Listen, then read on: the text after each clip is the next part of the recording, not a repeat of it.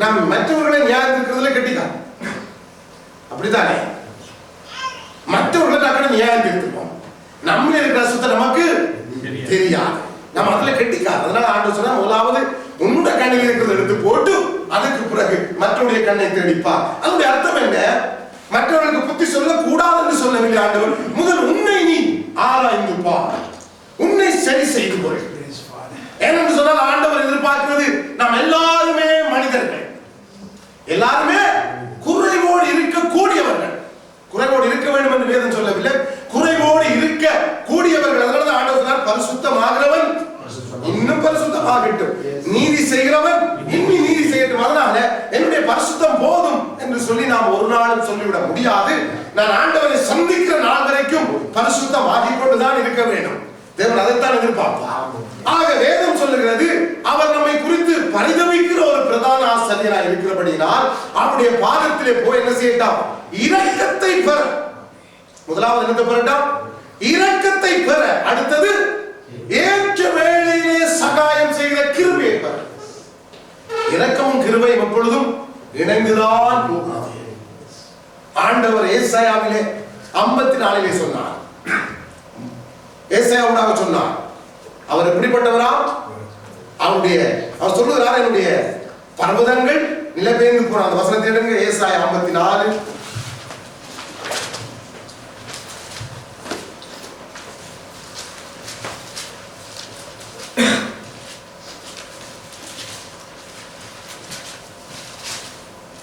10 அத்தை வாசிக்க கேட்போம். மலைகள் விலகினாலும் பர்வதங்கள் நிலை பெயர்ந்தாலும் என் கிருபை உன்னை விட்டு விலகாமலும் என் சமாதானத்தின் உடன்படிக்கை நிலை பெயராமலும் இருக்கும் என்று உன் மேல் மனதுருகிற கர்த்தர் சொல்லுகிறார். ஆமென். ஆண்டவர் தன்னுடைய கிருபைக்கு முதல் என்ன தருகிறாரா? மனதுருக்கம். அது அவருடைய இரக்கம். ஆக கிருபையும் இரக்கமும் மனதுருக்கமும் நீடிய சாந்தமும் பொறுமையும் தயவும் அன்பும் இணைந்தே புறப்படுகிறது. மோசேக்கு அவர் யாத்ரா ஆகமத்தில் தன்னை வெளிப்படுத்துகிறார். வெளிப்படுத்தும் போது அவர் சொன்ன வார்த்தை இவைகளே. தேவன் எப்பொழுதும் இணைத்து செல்லுகிறவர். கிருபை, மனதுருக்கம், அதே போல பொறுமை, அதே போல தயவு, அதே போல சாந்தம், இவ்வளவு நிறைந்த ஆண்டவர். இந்த ஆண்டவர் நமக்கு கொடுக்கப்பட்ட இந்த நாட்களிலே, இந்த நாட்களை பார்த்து என்ன சொல்லுவாங்க? கிருபையின் நாட்கள். என்ன நாட்கள்? கிருபையின் நாட்கள். ஆக இந்த கிருபை நாட்களிலே மனிதன் தவறு பண்ணுகிறான். என்ன செய்கிறான்? வேதம் சொல்ற அவருடைய கிருபையை நீங்கள் என்ன செய்கிறீர்கள்?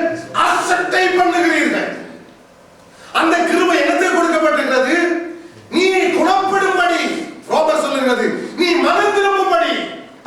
நாம் என்ன நினைக்கிறோம்? யூதா சொல்லுகிறது அந்த கிருபையை அநேக தேவ பிள்ளைகள் காம விகாரத்துக்கு ஏதுவாக திருடி போட்டார்கள். அப்படின்னா என்ன? நீ விபச்சாரம் செய்யலாம், உனக்கு ஒன்றுமே வராது. அதனால துணிகரமாய் ஆண்டவருடைய பிள்ளைகள் என்ன செய்கிறார்கள்? விபச்சாரம் செய்ய, பாவம் செய்ய துணிகரம் கொள்ளுகிறார்கள். காரணம் அவர்களுக்குரிய தண்டனை வராததினாலே, கிருபை அவர்கள் மேல் மூடி இருக்கிறதுனாலே, அவருடைய மனதுருக்கம் அவர்களை பாதுகாக்கிறதுனாலே, அவருடைய தயவு அவர்கள் மேல் ஒரு தண்டனை கொடுக்காம இருக்கிறதுனாலே இவர்கள் கிருபை என்ன செய்தார்கள்? காம விகாரத்துக்கு, பாவ செயல்களுக்கு, அசுத்தங்களுக்கு ஏதுவாய் பிரட்டி செய்ய ஆரம்பித்தார்கள். செய்தது மட்டுமல்ல, அவர்கள் என்ன சொல்றார்கள்? நான் செய்தேன், எனக்கு ஒன்றுமே வரவில்லை, அதனால நீங்களும் செய்யலாம். வேதம் சொல்வது யூதாவிலே கிருபையை காம விகாரத்துக்கு ஏதுவாய் பிரட்டி போட்டார்கள். ஆனால் அந்த கிருபை இவர்கள் மேலே பொறுமையாக இருக்கிறது என்பதை இவர்கள் அறியவே இல்லை. ஏன் தேவன் பொறுமையாக இருக்கிறார், ஏன் தயவாக இருக்கிறார், ஏன் தேவன் மனதுருக்கமாக இருக்கிறார், ஏன் கிருபையாக இருக்கிறார் என்பதை இவர்கள் விளங்கவே இல்லை. ஆக கிருபை என்ன செய்கிறதாம்? என்னுடைய பலவீனத்திலிருந்து, என்னுடைய கீழ்ப்படியாமையிலிருந்து, என்னுடைய பாவத்திலிருந்து என்னை வெளியே கொண்டு வரத்தான் கிருபை எனக்கு கொடுக்கப்பட்டிருக்கிறதே தவிர நான் துணிகரமாய் பாவம் செய்ய அல்ல. ஆண்டவர் சங்கீதம் 50 சொல்லுகிறார். என்ன சொல்லுகிறார்? எல்லாவற்றையும் நான் நியாயத்திற்குள்ளே கொண்டு வந்து நிறுத்துவேன். நம்ம பார்த்தா சொல்லுவார், நீ செய்கிற எல்லாவற்றையும் உனக்கு கொடுக்கப்பட்ட கிருபையிலே, இறக்க காலத்திலே, மனதிருக்க காலத்திலே நீ மனம் திரும்புதலுக்கு ஏற்றவைகளை தேடி என்னுடைய பாதத்திலே வந்து உனக்காக பரிதபிக்கிற இடத்திலே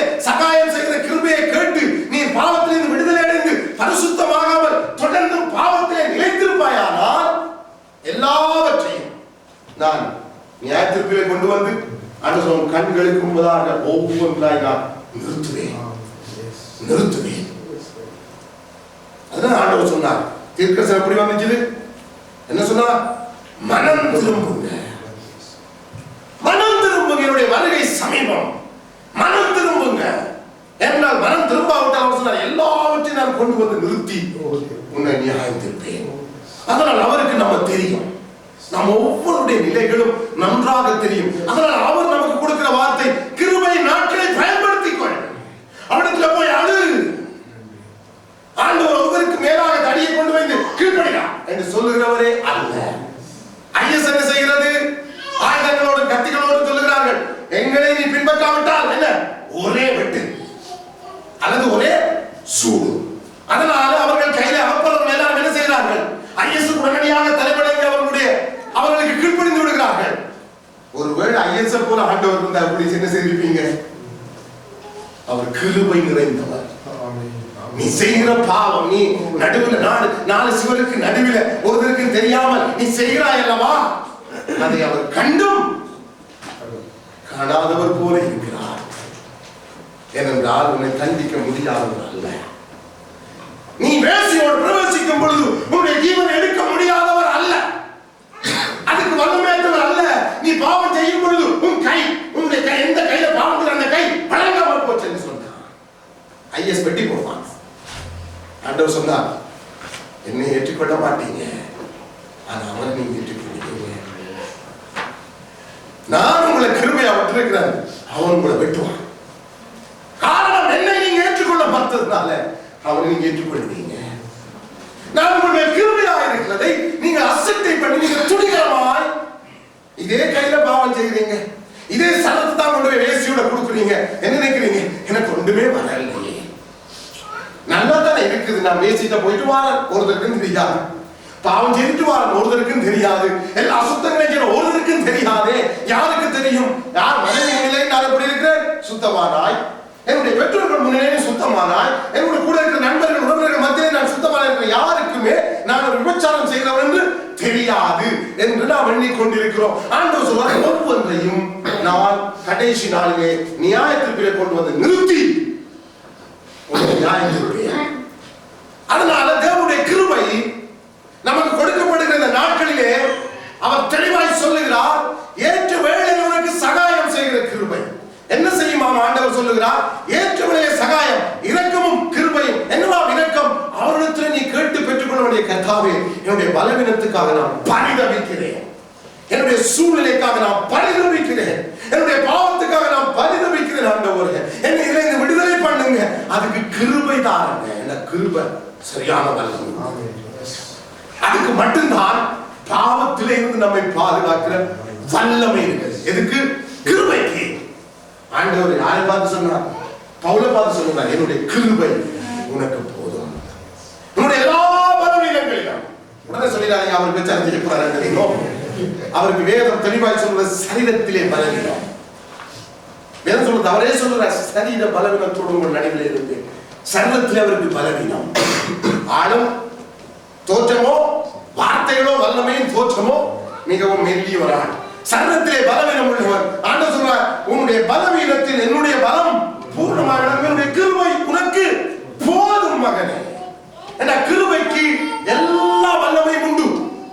மோசேயை பார்த்து சொன்னார், என் கண்கள் உனக்கு கிருபை கிடைத்தது, உன்னை பேர் சொல்லி நான் அழைத்திருக்கிறேன். என்றால் மோசே அவருடைய வீட்டில் எங்கும் உண்மை உள்ளவனாக இருந்தார். எபிரேயர் சொல்லுகிறது, மோசே தேவனுடைய வீட்டில் எங்கும் உண்மை உள்ளவனாக இருந்தார். அதே போல இயேசு கிறிஸ்து பிதாவிற்கு முன்பதாக எப்பொழுதும் உண்மை உள்ளவராக இருந்தார். நம்முடைய உண்மை தேவனுக்கு தேவை. நம்முடைய ஆதி தகப்பன் உண்மையை மறந்துட்டான். அதை புதிய பழைய பாடல ஆண்டு பல்லடங்களை சொல்லி வச்சிருக்கார். அதை யோபும் சொல்றார், என்னுடைய தகப்பன் ஆதாம போல நான் பாவங்களை மறைச்சிருந்தா. பாருங்க, எங்க ஆதியாபத்தில் ஒரு இடத்துல கூட ஆதாம் ஏவாள் போய் ஆண்டு இடத்துல மன்னிப்பு கேட்கவே இல்லை. அப்படி கிருபை அசட்டை பண்ணினார்கள். ஒரு இடத்துல கூட மன்னிப்பு கேட்க இல்லை, மனமருந்து கூட இல்லை. ஆண்டவர்களை எச்சரித்தார், அவர்கள் மேல் சாபத்தை கூறினார், அவர்களுக்கு ஆடையை தடுத்து வேதனை விட்டு நினைத்து விட்டார், வெளியே அனுப்பி விட்டார். அவங்க போயிட்டாங்க. நான் ஆண்டவரை பார்த்த, ஆண்டவரே நீர் இவர்களுக்கு இவர்களுக்கு நீ சாபத்தை கட்டளையிட்டு இவர்களுக்கு வர காரியங்களை கூறி இவர்களுக்கு நீ என்ன செய்து ஆடையை போட்டு மூடித்தான் அனுப்பி விடுவேன். நல்ல ஆண்டவர். நம்மன்னு சொன்னா உனக்கு எனக்கு கதையே இல்லை, போடா வழியில, போடா வழியில, வாசல்படி மிதிக்க கூடாது, நீ யாரும் நான் யாரும், செத்தாலும் வர மாட்டேன் என்று சொல்லி ஒதுக்கி இருப்போம். அவரால் கூடும். ஆனால் அவருடைய கிருபை, அவருடைய மனதுருக்கம், அவருடைய தயவு அது என்ன செய்தது? அவனை தேடி வந்து அவனை பார்த்து கேட்டார், ஆதாம் உனக்கு நிர்வாணி என்று யாருப்பா சொன்னது? உடனே கேட்டா, நீ கீழ்ப்படியாமல் நடந்தாயோ, நான் சொன்னதை நீ கேட்காம நடந்தாயோ, அதுதானப்பா உனக்கு சொல்லி கொடுத்திருக்குது. நீ கீழ்ப்படியாமல் போன உனக்கு என்ன தெரியுது? மாம்சம் கண்ணுக்கு தெரியுது, அசுத்தம் கண்ணுக்கு தெரியுது. இப்ப கீழ்ப்படியாமல் போன உடனே கீழ்ப்படிந்த உடனே மனுஷனுக்கு என்ன கிடைக்குது தெரியுமா? கிருபை. ஆண்டவர் சொல்றார், ஏற்ற வேளையிலே சகாயம் பண்ணுகிற அந்த கிருபையை கேட்டு பெற்றுக் கொள்ளுங்க. இப்பொழுதே பெற்றுக் கொள்ளுங்க. அவருடைய வருகைக்கு முன்பதாக கேட்டு பெற்றுக் கொள்ளுங்க. ஆக நாம ஆண்டவருடைய பாதத்துல போய் சொல்ல வேணும், உண்மையா சொல்ல வேணும். தேவனுடைய வீட்டில் எங்க மோசே உண்மையா இருந்தது போல, ஆண்டவர் பிதாவுக்கு உண்மையா இருந்தது போல நாம உண்மையா இருந்து கேட்கணும். கர்த்தாவே, என்னுடைய நிலை இதுதான் இருப்பான், என்னுடைய நிலை இதுதான். இதுக்கு நான் அவங்களை குற்றம் சாட்டி இவங்களை குற்றம் சாட்டி என்ன பிரயோஜனம்? நான் தான் இந்த பாவத்துக்கு காரணம், இந்த சூழ்நிலைக்கு நான் தான் காரணம், இப்படி இருக்கிறதுக்கு நான் தான் காரணம். ஆனா வேதம் சொல்லுகிறது, நீர் எனக்காக பரிதவிக்கிற ஒரு ஆண்டவர் மாத்திரமல்ல, எனக்கு இரக்கம் தருகிற ஆண்டவர் மாத்திரமல்ல, எனக்கு கிருபை தருகிற ஆண்டவர்.